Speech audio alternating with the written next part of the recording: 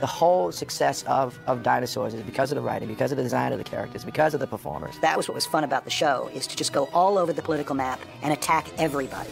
Attack right wing, attack left wing, attack atheists, attack religionists, attack everyone. And it was very funny. We were able to get away with it because it's just a puppet show. It was definitely a show that was about tolerance and coming together and communities and how communities should live. I think if any show lasts, I mean, that's what hopefully you're achieving, is that people watch it for different reasons.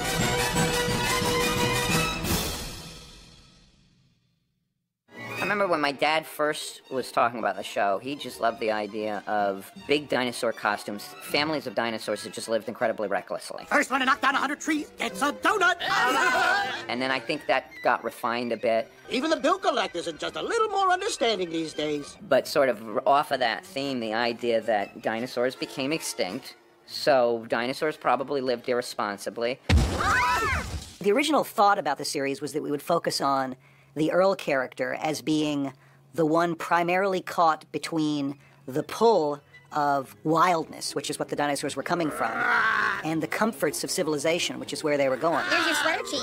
I clipped on your mittens so you won't lose them this time. That was the physical embodiment of the intellectual idea of wildness in civilization. Honey, I'm home. That's sort of where we were starting with the series, and then you keep that in the subtext, and then we write the jokes and the funny situations on top of that. This is for all you parents at home.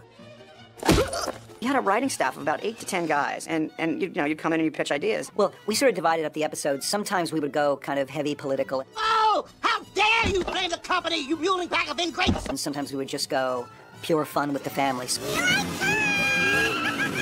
But, I mean, I think what was appealing about the idea was, it was all those things. You could do wacky family shows about family relationships. You could do shows with sort of an agenda or a message about, again, dinosaur thinking. By the savage and brutal ritual that defines us as dinosaurs! The one I did, When Food Goes Bad, was just literally about if you eat live food and you keep it in a refrigerator and it has a revolt, what happens? So that wasn't really an agenda of any sort of social thing. The writing room at Dinosaurs was always a bunch of lefty writers, and so it was always our intention to do some episodes about environmental causes. Dad, you're gonna coat the entire continent with poison? Isn't there some safer alternative?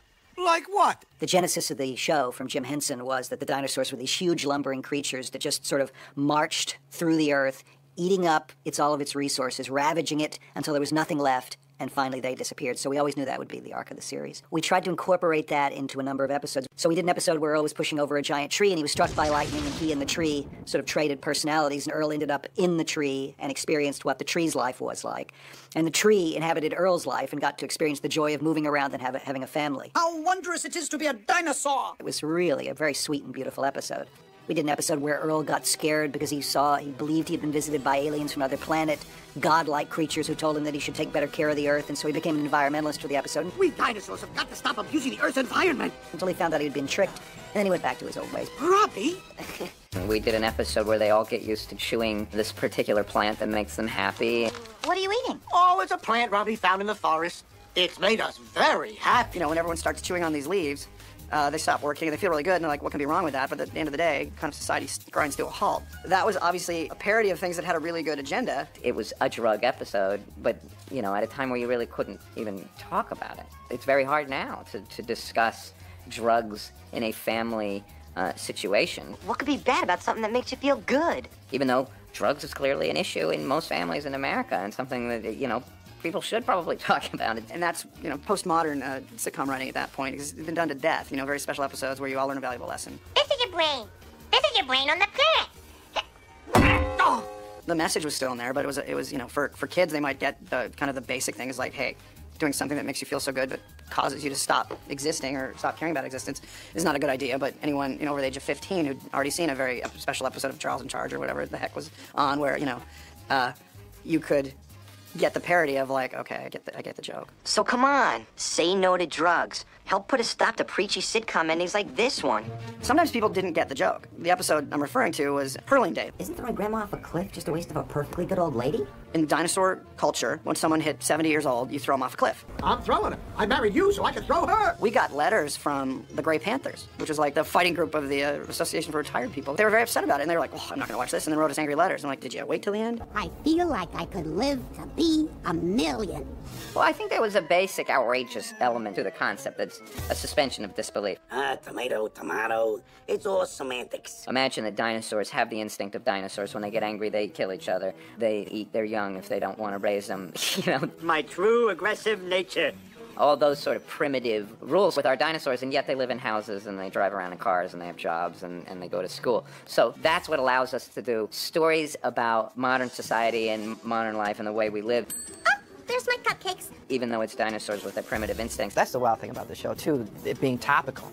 I mean, everybody thought it was like a combination of the Flintstones as dinosaurs, but it was much more than that to me. It was like a whole generation of characters and connection with families and what they were going through. It just blew me away. I mean, especially the last show, the Ice Age had happened. Continued snow, darkness, and extreme cold. I mean, we had to end the season, right? And the big question was, do we end it? Like, actually have them end? You know, do they die? We thought, well, that was too intense.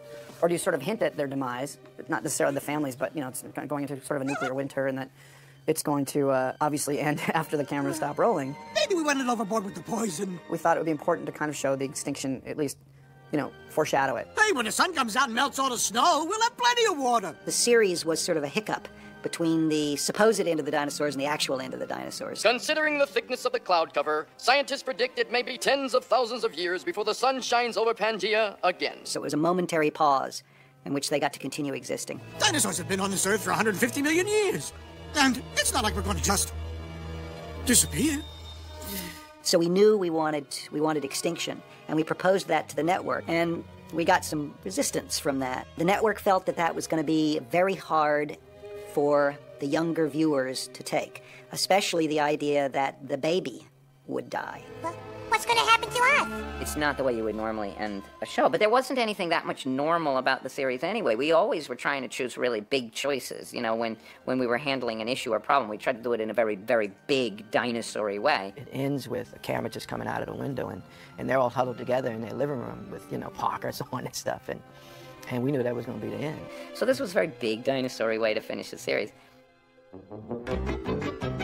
That's what the series always allowed us to do, was to talk about issues that are hard to do with people. It's hard to do a good episode about prejudices within our society or bigotry and stuff like that. It's tough with actors. Very, very easy when it's dinosaurs. There wasn't a specific thing, and that's what everyone liked about it. You could kind of attack comedy, and I mean, our main agenda was to be funny.